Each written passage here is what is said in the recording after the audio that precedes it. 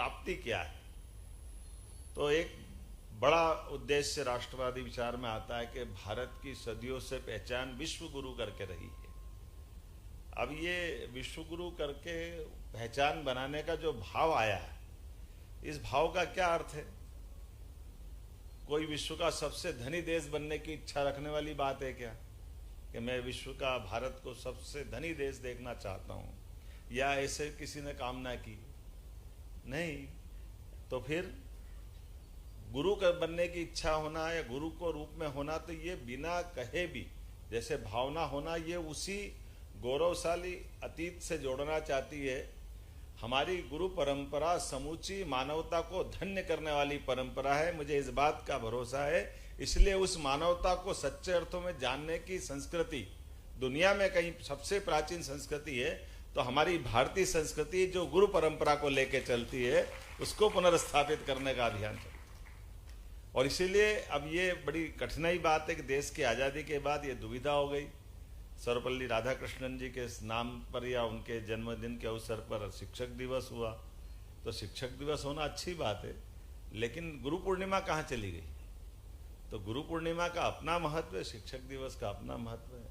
अब गुरु और शिक्षक में भी अंतर करने जाओगे तो ये भी बड़ा अलग अलग ढंग से लोग बताते हैं।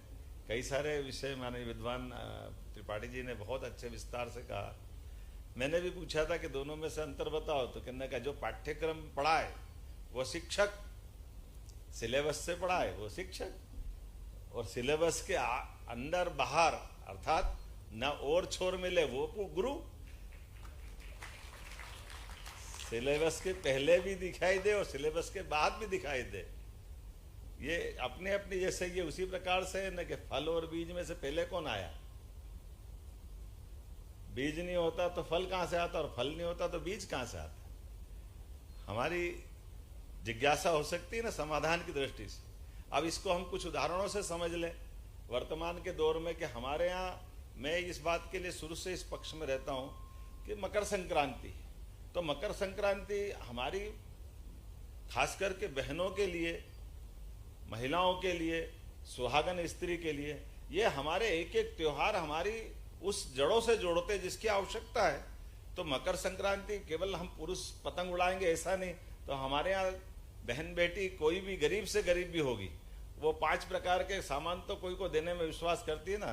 तो बांटो, जियो और जीने दो, कोई सिद्धांत का सबसे अच्छा उदाहरण अगर कहीं है तो मकर संक्रांति का उत्सव हमको ध्यान में आता। तो क्यों नहीं मनना चाहिए मकर संक्रांति? हमने 7 दिन का उत्सव हमारी सरकार ने मनाया। गुड़ी पड़वा बाद में आती, तो गुड़ी पड़वा ये हमारा वर्ष प्रतिपदा का बड़ा विशेष महत्व है, ये क्यों नहीं होना चाहिए? ऐसे गुरु पूर्णिमा का हिस्सा है। गुरु पूर्णिमा के अंदर जाएंगे तो अपन बहुत आगे की बात तो विद्वान बताएंगे, लेकिन कुछ उदाहरण तो हमारे सामने है ना। अब स्वामी विवेकानंद का हमारे सबके सामने उदाहरण है। अगर रामकृष्ण मिशन के संस्थापक, या अब तो संस्थापक तो विवेकानंद जी है, लेकिन उनके गुरु कौन है? तो अब ये कॉलेज से जुड़े हुए विषय के प्रसंग में ध्यान में आ जाएगा। बीएससी किए हुए थे विवेकानंद जी, लेकिन उनको ध्यान में क्या है कि कौन गुरु, और गुरु से उनने क्या कल्पना की, भगवान के दर्शन कराओ और क्या क्या सब विवेकानंद को पढ़ा सब लोगों ने। लेकिन रामकृष्ण अगर विवेकानंद के जीवन में नहीं आते तो उनकी जिज्ञासा का समाधान होता क्या? विवेकानंद विवेकानंद बन सकते थे क्या? समर्थ रामदास शिवाजी के जीवन में नहीं आते तो शिवाजी का पूरा चरित्र हमारे सामने आता है क्या? और आगे चलो, हमारे सामने भगवान कृष्ण का जीवन सबके सामने है। भगवान ने बड़ा पराक्रम किया, बिल्कुल गोकुल वृंदावन से आकर के कंस को मारा, कंस की सत्ता। लेकिन एक बड़ा काम तो उस समय भी उन्होंने किया कि कंस को मारने के बाद भी भगवान कृष्ण ने स्वयं ने सत्ता नहीं पकड़ी। उनका स्थान तो उच्च हुआ, लेकिन फिर भी तत्समय के सभी लोगों ने विचार किया कि ये आए ग्रामीण अंचल से, गांव से आए, तो इनकी शिक्षा दीक्षा होना चाहिए। तो शिक्षा की महत्ता हमारे समाज ने फिर स्थापित की और उग्रसेन महाराज को कुर्सी दे दी, लेकिन इनको पढ़ने के लिए भेजा। और ये बड़ा अच्छा प्रसंग है, मैंने कहीं उसको लिखा भी, आपने ध्यान भी आया होगा कि हमारे गुरु के रूप में आचार्य सांदीपनी का जीवन, ये भी सबके सामने आना चाहिए। आचार्य सांदीपनी ने ये मान के चलो, पहले तो उनका बनारस में आश्रम था, लेकिन कंस ने जब सत्ता पकड़ी तो सत्ता पकड़ने के बाद जैसा होता है, जैसे अभी अफगानिस्तान की घटना होगी और ऐसे देश जब अशांति के दौर से निकलते हैं तो सत्ता के सूत्र ऐसे उल्टे पुल्टे लोगों के हाथ में आते तो फिर वहाँ सब व्यवस्था ध्वस्त हो जाती। तो हमने वो दौर की कल्पना करो, जब कंस आ गया तो कंस के कारण से सांदीपनि जी अपना गुरुकुल उकुल खत्म करके वो भी अपनी पत्नी के साथ छोटे बच्चे के साथ देश की तीर्थाटन पे निकल पड़े। अपन जिसकी सरल भाषा में बोलो कि देव दर्शन करने निकल गए, और घूमते घूमते वो चले गए वर्तमान के प्रभास पाटन द्वारका के हिस्से में। और जैसे अभी 1947 तक था कि हमारे देश में जब अंग्रेजों का शासन था तो अकेले अंग्रेज नहीं थे, पुर्तगाली थे, फ्रांसीसी थे, जो जो जिसको जहाँ मिला वो अपने अपने कब्जे अड्डे बना के बैठे थे। तो ये 5-7 प्रकार की विदेशी ताकतें अभी 47 में भी थी। ऐसे उस दौर में भगवान कृष्ण जब वहाँ, वो ये कल्पना करो कि सब सांदीपनि जी घूमते घामते पहुँचे, तो सांदीपनि जी के साथ में छोटा बच्चा था, और छोटे बच्चे को तो ठीक है, लेकिन वहाँ जो लोग थे वो जामनगर अभी कहते हैं, लेकिन जाम को अब ऐसा ही मानते कि अपभ्रंश हो गया। कई बार मैं पंडित तो नहीं हूँ, लेकिन जानकारी के साथ तालमेल जोड़ते हैं लोग, तो कहते थे भगवान कृष्ण गुरु दक्षिणा देने के लिए यम से ऊपर से स्वर्ग में गए और वहाँ से लड़ाई करके लेके आए और उनको गुरु दक्षिणा में अपने पुत्र को सांदीपनि जी को दे दिया। अब हम व्यावहारिक रूप से देखें कि भगवान अगर स्वर्ग में जाके करते तो फिर वो कृष्ण बन के क्यों आए? विष्णु भगवान के रूप में निपट लेते, कंस वंश को पैदा ही नहीं होने देते। काय की कहानी है? जब वहीं से करना है तो फिर यहाँ क्यों आना है? तो भगवान ने यथार्थ में मनुष्य रूप में जन्म लेकर के अपने एक एक कदम से इस अन्याय के खिलाफ, अधर्म के खिलाफ, श्रेष्ठता के लिए जो लड़ाइयाँ लड़ी, जो उनके पुरुषार्थ का पराक्रम है, वो सबके सामने आना चाहिए।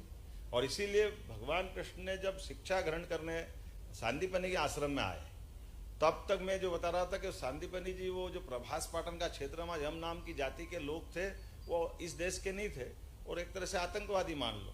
उनने पकड़ा, सांदीपनि जी की ख्याति प्रसिद्धि तो थी कि हमारे बच्चों को सिखाओ, आपको ये 64 कला 14 विद्या सब आती है। जैसे आज का कोई परमाणु वैज्ञानिक अपना अगर पाकिस्तान की बॉर्डर से निकले तो पाकिस्तान के लोग पकड़ेंगे कि नहीं पकड़ेंगे उसको? जो दुश्मन देश है वो तो पकड़ते ही है। विद्वान को हर एक को उनका अपना ढंग से उपयोग करना चाहता है, लेकिन सांदीपनि जी डरे नहीं, धमके भी नहीं, और अन्याय अत्याचार जो जो करना सब कर लिया। उन्होंने कहा हमारे बच्चों को से मैं केवल राष्ट्रवादी अपने देश के बच्चों के लिए शिक्षा दे सकता हूँ, तुम हमारे देश के नहीं हो। मैं विदेशी बच्चों को, और खास करके जो हथियारबंद गिरोह की तरह, आतंकवादी की तरह, उनको तो मैं दूंगा ही नहीं। तब जैसा होता है कि आतंकवादी आज भी कोई पकड़ बनाते हैं, अपहरण करते, तो अपहरण उनके बच्चे का कर लिया, उनको मारा पीटा और रवाना कर दिया। अब एक बच्चे को छोड़कर सांदीपनि जी उज्जैन तक वापस आए, पति पत्नी दोनों, केवल इस बात के लिए कि वो देशभक्त को शिक्षा देना चाहते हैं, जो अपात्र है उनको शिक्षा नहीं देना चाहते। ऐसा कहते हैं कि जब वो 1 साल 2 साल 3 साल 11 साल 12 साल का ज़्यादा टाइम निकल गया, 11 साल की उम्र में भगवान कृष्ण यहाँ आए उज्जैन में शिक्षा ग्रहण करने। और शिक्षा ग्रहण करने आए तो ये भी आप जानते हो, जब कंस को मारा तो पराक्रम किया, पूरी मथुरा आनंद में डूबी थी। लेकिन कंस का ससुर जरासंध था, और जरासंध और शक्तिशाली था, और जैसे उसको लगा कि मेरे दामाद को मार दिया, किसने मार दिया, उसने सेना रवाना की और इधर उज्जैन भगवान कृष्ण में शिक्षा ग्रहण करने आए। तो जल्दी जल्दी उनकी शिक्षा प्रारंभ हुई, लेकिन कुशाग्र बुद्धि थे, तो 64 कला 14 विद्या सब कुछ हासिल कर ली। और जाकर के 64 दिन में मथुरा में संदेश आ रहे कि तुरंत आओ तुरंत आओ तुरंत आओ। तो वो मथुरा की जाने की तैयारी करने लगे। एक दिन पहले गुरु माता ने कहा कि कृष्ण आप जा रहे हो कल, तो अपने गुरु को दक्षिणा क्या दोगे? कृष्ण भगवान ने कहा कि माँ आप जो चाहोगे, क्योंकि ये मान के चलो गुरुकुल तो परंपरा ये थी, पिता पुत्र की तरह अपने गुरु माता गुरु अपने बच्चों को रखते थे, ऐसे विद्यार्थी को रखते थे।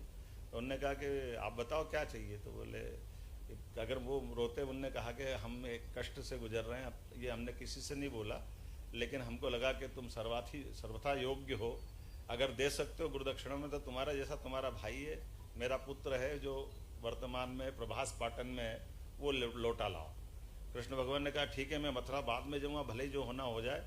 और ऐसा मान के चलते हैं उस समय कृष्ण भगवान ने संकल्प किया। लेकिन जैसे ही सांदीपनि जी को मालूम पड़ा कि ये ऐसा ऐसा रहस्य उद्घाटन हो गया, तो उनने कहा, अपनी पत्नी पे नाराज हुए कि मेरे निजी जीवन के कष्ट से मेरे गुरुकुल के विद्यार्थी को सम्मिलित करना ये पाप है, मैं इसको पसंद नहीं करता। और उनने नाराज़ी व्यक्त की, बहुत नाराज हुए। लेकिन कृष्ण भगवान भी जिद्दी थे, उन्होंने कहा नहीं गुरुजी, मैं ये आपकी बात अपनी जगह है, लेकिन अगर आपके जीवन में कष्ट है और एक आतंकवादी टाइप का कोई गिरोह है तो उसको ख़त्म करना, ये तो देशभक्ति है, आप क्यों मन पे ले रहे हो? इतना समझाने के बाद जब ऐसा कहते हैं कि उन्होंने कहा कि मैं जाके उससे लड़ना चाहता हूँ तो कोई हथियार दे दो, तो ने हथियार मेरे पास कहाँ है, ये परशुराम जी है, जाना पाओ पहाड़ी पे, उनके पास हथियार बहुत रहते हैं, वहाँ चले जाओ। हम सब जानते परशुराम जी को हथियार की कोई कमी थोड़ी होती। और ऐसा बोलते हैं कि परशुराम जी के पास इंदौर के पास का संबंध उज्जैन से भी जुड़ता है, और परशुराम जी के पास आए, उनसे उन्होंने कहा कि जो योग बल से शस्त्र धारण कर सकता वो सुदर्शन चक्र, कृष्ण भगवान से कहा कि श्री कृष्ण आप ही कर सकते हो, तो उन्हें योग बल से अपना सुदर्शन चक्र ले गए। बाद में वहाँ प्रभास पाटन गए, युद्ध हुआ, उसको मारा, मारने के बाद यम से उनके बच्चे को साथ लिया, वो 11 साल की उम्र तक तो हो ही गए थे, वहाँ राजा रेवत को राज्य दिलवाया। दूसरे देखो ये 11 साल की उम्र में ही 2 पराक्रम किए, एक इधर कंस को कुर्सी दिलवाई, इधर भगवान कृष्ण ने राजा रेवत को कुर्सी दिलवाई, वहाँ का राज्य दिया। और रेवती से भगवान बलराम का विवाह करवाते हैं, अपनी भाभी भी साथ में लेके आए। फिर राजा खुश हुआ तो पांचजन्य शंख दिया, तो पांचजन्य शंख और सुदर्शन चक्र भगवान के जीवन के जो जीवन काल तक उनको 2 अमूल्य धरोहर रहे।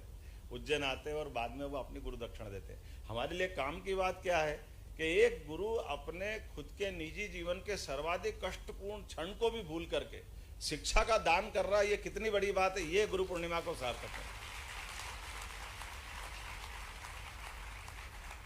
और ये नहीं हम भगवान राम के दिल जाओ, विश्वामित्र को आप बताओ कि वो विश्वामित्र आए कि बहुत राक्षस जंगल में, और थोड़ा दशरथ महाराज से कहा। अब दशरथ जी ने जो स्वाभाविक था कि मेरे बड़े लाड़ प्यार के बच्चे, ये कहा किससे निपट लेंगे, मेरी सेना ले जाओ, ये ले जाओ, वो ले जाओ। अब ये तो हम सबके सामने रामायण का प्रसंग है, लेकिन गुरु ने अपनी प्रतिभा के बलबूते पर केवल भगवान राम और लक्ष्मण को पसंद किया। अगर वो सैनिक को ले जाते और उनका काम चल जाता तो भगवान राम की बात की कहानी का क्या होता पता ही नहीं चलता। लेकिन उनने अपने निगाह से दोनों होनहार बच्चों को निकाला। तो भगवान राम का जीवन कैसे बदला कि न केवल राक्षसों को मारा बल्कि सीता माता को ला करके उनका पुरुषार्थ पराक्रम जो दिखा है वो दुनिया उसके बाद सच्चे अर्थों में श्री राम करके उनको अलग से जानती। बाद के काल में जो उनका कॉन्फिडेंस बढ़ा तो वनवास काल से लेकर सब काल में भगवान राम का जीवन कैसा रहा। अर्थात केवल हमारे महत्व की बात है, गुरु आते जीवन में पूरा बदलाव ला देते हैं। ये जो बदलाव लाने वाली गुरु पूर्णिमा, अब इसका महत्व क्यों स्थापित नहीं होना चाहिए। हमने कहा ठोक के कहेंगे विश्वविद्यालय के कुलगुरु भी बनेंगे और गुरु पूर्णिमा भी मनेगी।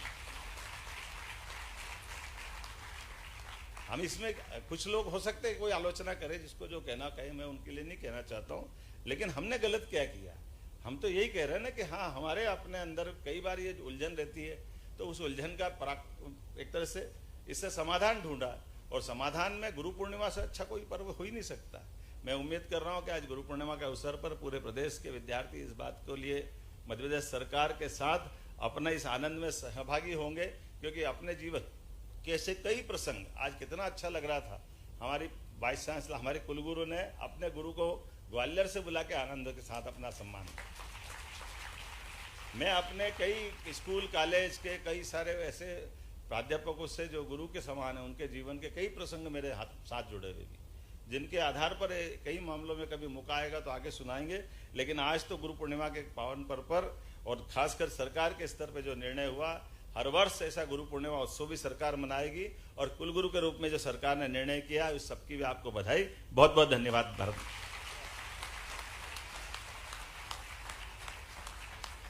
धन्यवाद माननीय मुख्यमंत्री जी।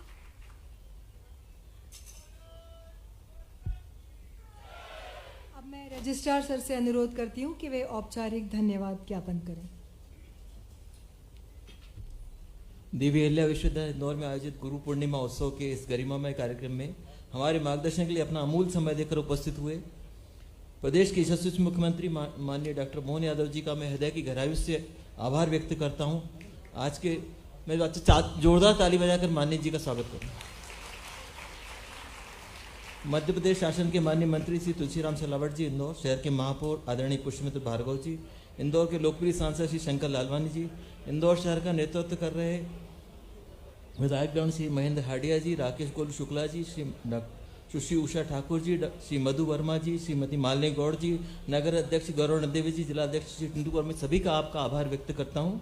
साथ ही मध्य प्रदेश शासन उच्च शिक्षा विभाग के अपर मुख्य सचिव श्री केसी गुप्ता जी, कार्यक्रम के मुख्य वक्ता प्रोफेसर मिश्ला प्रसाद त्रिपाठी जी एवं विश्वविद्यालय की कुलगुरु हमारी मार्गदर्शक प्रोफेसर रेणुन जी, विश्वविद्यालय कार्यपरिषद के सभी सम्मानित सदस्यों का मैं आभार व्यक्त करता हूँ। आप सभी का बहुत बहुत धन्यवाद। जय हिंद, जय भारत।